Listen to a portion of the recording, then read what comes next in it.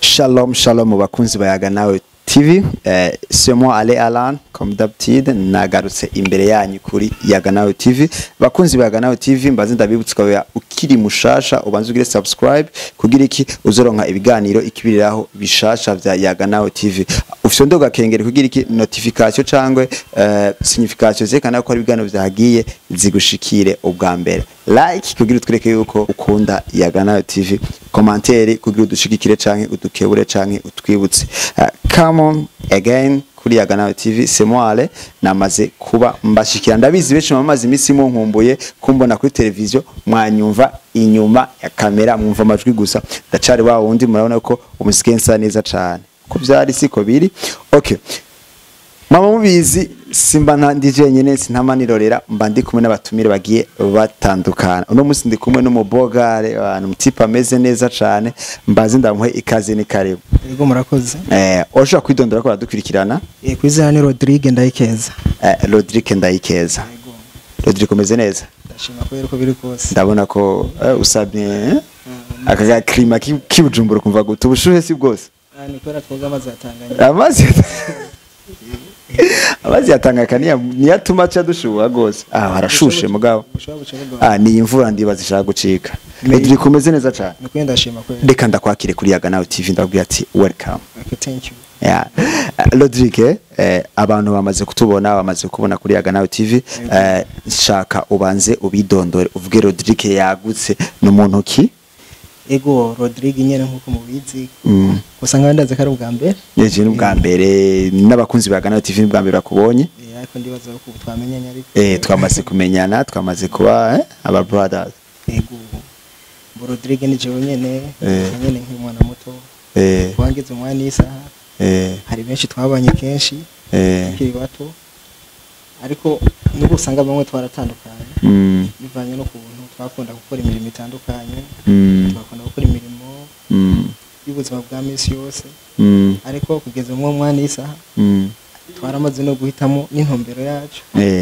Nkuko tuganda tuganira bamwe muraza kubyumva kugira ngo mutangu umenye gutahura ubuzima bwacu ko nyene bugenda bumeze. Ego na Rodrigue ninde? Rodrigue ndi umuntu akunda kuririmba cyane. Kandi nkaba nabikunze kuva nkiri umwana muto kugeza no mwana isaha nkaba nafashe n'intumbero yo kubandanya kuririmba gushika ku ntembero nipfuza ndetse ukamamaza ubutumwa kw'isi yose kugira ngo tubuze kuza kwa Yesu Kristo. Donc ubu uri muririmbyi? Yego ndi muririmbyi kwera. Rodrigue yamaze ubwira ko no muririmbyi ataravuga byinshi amaze kuvuga ko aririmba indirimbo mpimbaza Imana ko yamaze ko ashaka kwamamaza ubutumwa bwa Yesu Kristo gushika kure. Yego Rodrigue uri muririmbyi ubu tuko tubivuga. Ibintu byo kurimba bitanguye ryari? Dufate nabitanguye dufate nk'ifise imyaka 12 cyangwa umwana isaha. Yego nk'ifise imyaka 12 ndavyibuka narabikunda cyane. Kugeza umwana isaha abankunda bikoreramo. Ubu urafise indirimbo maze gukora? Yego ndafise indirimbo zishika muri zibiri. Umva niho bitangura kuri byo kuririmba bitanguye kera ariko ivyo gukora umuziki bitanguye vuba. Tufate mu myaka narimba mu makohari. Gusa n'ubundi harimo ariko dufate donc izo ndirimbo zibiri ni indirimbo zibiri ziwawe? Yego ni indirimbo ziwanje zibiri. Ariko mu yandi makorari ni indirimbo nyinshi twakoze. Izo ni ku giti cy'iwanje. None izo ndirimbo zibiri zitwa gute kugira abagukurikirana bazimenye? Hari indirimbo yitwa Dushime. Dushime. N'indi yitwa amasengesho cyangwa gusenga. Rodrigue tutaraja kure cyane ubanze wibutse abadukurikirana aho indirimbo zawe dushobora kuzisanga kuko ari umuntu avuga ati reka mbanze mvirifye ndabo umuhungu by'ukuri ko ari umuririmbyi. Ego wandika Rodrigue Ndayikeza kuri YouTube. Abakunzi ba ibindirimbo bimbazamana abakunzi ba Ganawe TV n'abakunzi ba Rodrigue muri rusangi mugende kuri Rodrigue ni Rodrigue Ndayikeze mugire subscribe. Indirimbo zigiye kuza ari nyinshi byamabwiye ko video zamaze kuza kugira iki mubandanye mushikikira impano n'ubutumwa bwiza bw'abarundi. Rodrigue muri make ibyo kuririmba urabitanguye urabijemo kandi ndakwipfuje kugera kure. Murakoze cyane. None Rodrigue wipfuza gushikaye kuko je mwipfurije navuze kure sinzahariyo. Icyambere nuko nyene dufate icifuzo cyo wanje nkuko nabivuze kuko hari benshi bariko baririmba ugasanga bahisemo icyo kuba c'Imana ariko bafise intumbero imwe ugasanga bakurikije marongo ariko je intumbero yo wanje ndifuza ko ubutumwa bwanje bwogera kure kugira ngo ababwumva bahinduke ndetse nanje zimpindure. Nabwo ukora umuziki kubw'amafaranga? Oya nako nkora umuziki kubw'amafaranga. Ukora ubwo muziki kubwo gushaka gushikana ubutumwa kure. Ego voilà byiza cyane. Rodrigue ubu uravuze ko wamaze kuva mu gukorana n'aba ntiwavuyemo gusa warusanzwe ukora mu bakorale ubu utanguye kwikorana wenyene? Ego nubwo ntangwe kwikorana je nyene ntabwo bisigura ko mu makora acarimo. Niki gihe cya kumotive ugira ati reka nanje nkuru twanje je nyene nipime? Mbo bivaye no kunigeze kubisengera nyene mvuga ati ndifuza nanje kuzimba kutici wanje nanje ngaragaze hano yanje ariko nakunda kwivuga nko gufyina ariko urabona ko Imana yabikoze kuko arabarimvye bamwe je nakunda kwigana atine yagiye kurimba kutici wiwe kandi afise ko hari nashaka kwigana umuntu nanje bishabirijamo uko nyene nje mpitamo kubikora. Rodrigue uravuye muri kora no uraje kwikorana wenyene kugira wipime wumviriza aho geza nizihe mbogamizi canke ni izihe ngorane cyane nibihe bintu wabonye bidasanzwe bitandukanye no gukorana n'abandi kwikorana?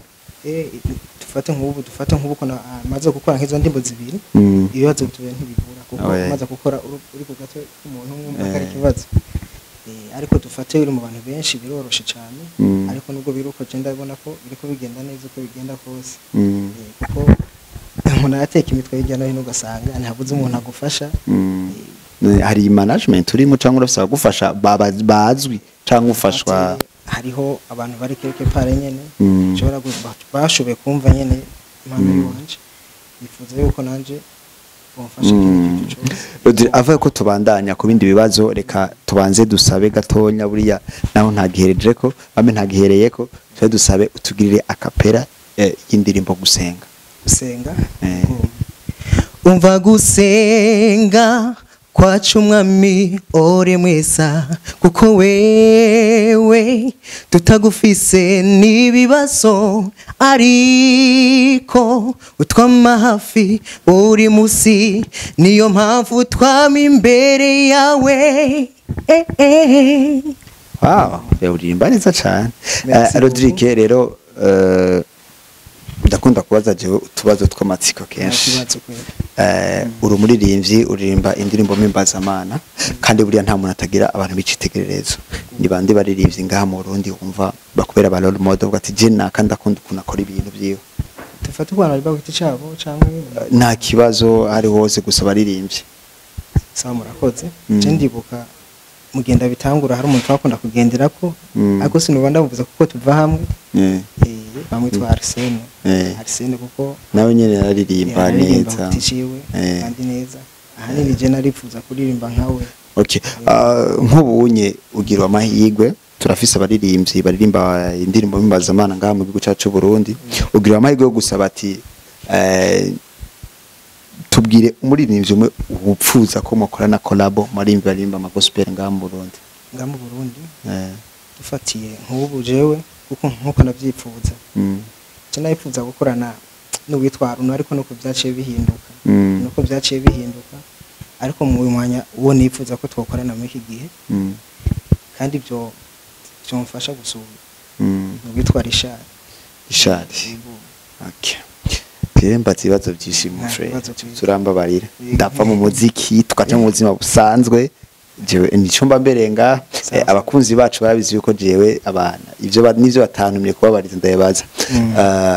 Reka tubande tuve mu muziki gatonya mu buzima busanzwe naho apare umuziki. Rodrigue akora iki? Mu ijambo rimwe kuko je mba mu Cibitoke ariko tuvugana nk'abandi no mu gisagara ca Bujumbura. No vyita ko ndi nkora mu bintu by'ubuvuzi kama. Naturopathe. Okay. Kya bintu rero ndaje ndakora ikiganiro ni ibintu bifisa ubwenge bwinshi cyane kabisa ariko bivaye no kuntu nkiri mushasha nyukama ariko ntaco byose nibwiye courage. Rodri iyo uri wenyene atacu ufise kikubakiye kurakora ukunda ko no atakaza ufise uri muhira iki nibihe bintu ukunda gukora? Okay, dufate nk'ubu ndi muhira ndipuze atakina kimwe ndiko ndakora cyangwa ndakunda kwandika indirimbo kenshi akenshi mba ndiko ndandika indirimbo nuko ataba yiwanje mba ndiko ndandikira n'abandi nyakora yego cyangwa kuko nk'abantu nyene bavyifuza kuko ndabafise benshi mu gihe mbafise umwanya kuko ntabwo yohera kabisa ni bishoboka kutagira ntabwo yohera ko yohera cyangwa ntanditse nk'indirimbo abantu mu Cibitoke kubeshi bakwaze kuririmba baririmbye twabisanze nk'uko yabigize uva mu Cibitoke mba majaye ndahaze yayo mu kwinawonse inanasi cyane hafi inanasi cyane kikunda ko inanasi bazana Bujumbura ziva mu Rutana oya ni no mu Cibitoke ziri kandi nyinshi cyane. Okay, c'est bon. Byiza cyane. Rodri mu gihe turiko turavuga mu bijanye n'umuziki wewe ubitangazamakuru uriha umwanya ungana gute mu kijanye n'umuziki? Dufate mu buzima bwa misi yose dufate mugende wandaririmba donc itubazo itangazamakuru harimo ibinyamakuru harimo amateleviziyo donc aba promoters ubaha ikibanza kingana gute mu bijanye n'iterambere ry'umuziki wawe? Kugenda baha ikibanza kinini mu buzima bwanje bivaye n'ibyo bashikiriza kandi bivaye n'ibintu twumviriza kuko ni ibintu byubaka cyane. Okay, mu kurangiza ikiganiro chaka utubwire uduserera kari ku mutima cyo aho wipfuza kugera neza vuga ati jewe ndashaka kwibona ndashaka kubona everything zigeze nga ubwanje ndifuza yuko nk'abagize abantu bakunda kumviriza indirimbo z'umuntu kuko ni benshi bakunda kumviriza indirimbo zitandukanye je ndifuza gushika kure bice mu buryo bwo kuririmba ariko kubwanje ntabyo nashobora bisaba n'abatumviriza kugira ngo badufashe kuko interano ndazi umuntu wifuza guterera ni ngombwa ko ubyakirana iteka yego aho nkungira nkasaba n'Imana yuko yomfasha yobimfasha mu giti cyo wanje ntabyo no kwishobotsa yego. Okay, akajambo kanyuma wabwira abakurikirana umuziki muri rusangi? Ndabashimiye cyane ku bantu bakunda kumviriza umuziki kuko ni baki bafite amahirwe yego ugasanga ko bakurikirana ibindi bintu bitagira akamaro aho nkaca ntumira n'abandi bafise impano zitandukanye zo kuririmba kuko namatwana ko makira abantu benshi twakira abantu benshi tuyagana benshi no banikaze kugira ngo bashike ngaha bashikize ibyumviro byabo bareke kubikora mu kinyigiro. Abafise izo mpano no bazicaritse nabo bakeburiki ahubwo no basaba yuko guhera mu mwanya y'isahanye bakinyumva kona batangure bakore ko intango ndazikigoye ariko mu nyuma ndazi ko bizogenda neza. Okay, reka renda gushimire ndagushimire cyane kuba witavye akama kacu ukaba waje no kumenyekanisha ibikorwa vyawe kuri Yaganawe TV naho naho ibikorwa vyawe babisanga. Reka shimire bakunzi ba Yaganawe TV mukomara dukurikirana twariko turabashikiriza bimwe mu bigize cankwe ivyo umusore wacu hano mubona asanzwe akora n'umunyamwuga wo kuririmba arimba indirimbo mpimbazamana. Abanze mbere mu kurangiza jewe reka nsubire ndamusabe abanza bibutse neza chaîne yiwe ya YouTube aho zohora dusanga imiziki canke ibihimbano vyiwe. Yego murakoze cyane. Channel wanje ya YouTube wanje ni Rodrigue Ndayikeza. Aho nyine muca mubona ibikorwa vyiwe ni babiri abamaze kubabwira ko afite indirimbo yitwa Dushime afise n'indirimbo yitwa Gusenga.